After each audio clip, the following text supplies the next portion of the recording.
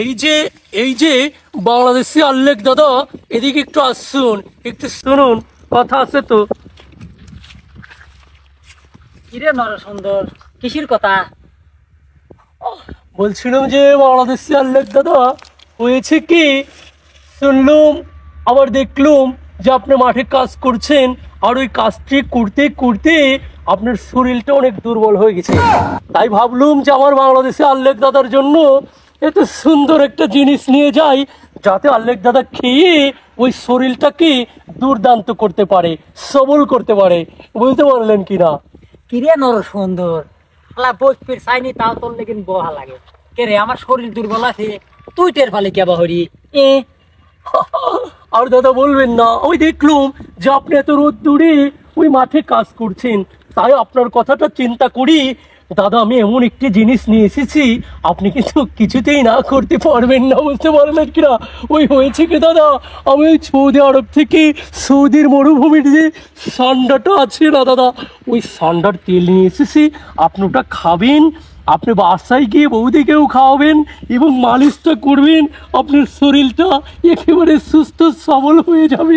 বুঝতে পারলেন কিনা? কিরে নরসুন্দর, তোর কথার তো আমি আগামাতা কিছুই পাচ্ছিনি রে।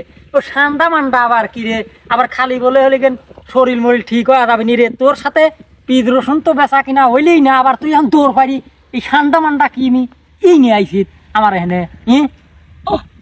আল্লেখ দাদা, হয়েছে কি জানেন তো, ওই ফেসবুকের ভিতরে টিপ দিলেই দেখবেন ওই এত বড় পেট ভরি নিয়ে ওই সৌদির শেখের ছেলে এত বড় খাঞ্চা নিয়ে বসে ওই সান্ডাটা মচমচ করে খাচ্ছে।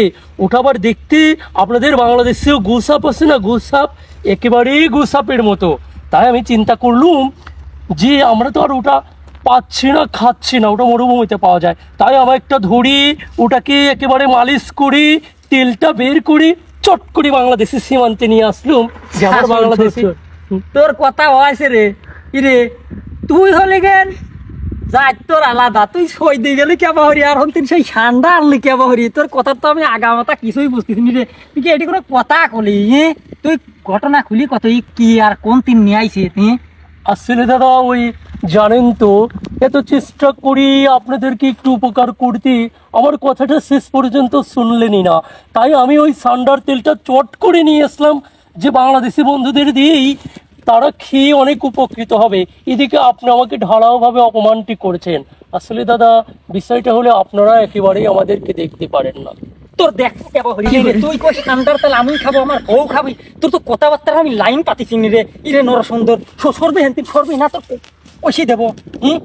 ইরে তুই ব্যবসা সান্ডার তেল তুই তুই তুই সইতে গেলি কেবা হরি রে? সইতে গেলি তুই কি আমার মূর্খ পাইছিস বলি কি বাল বল বুঝি তুই আমার কাছে এটা বেসবি? ইরে তারা আর ওই চিন্তা কোনো জানেন তিন ফালতু সংগ্রাহ মনে হর দিন সালা ভাবলু যে মুরব্বী মানুষ একটু সান্ডার তেলটা দিয়েছি, খেয়ে ভালো লাগবে, তা না এই সালা দেখি অনেক পাজি, ভেড়ি পাজি। আসলে আল্লেখ দাদা ভুলটি কিন্তু করলেন।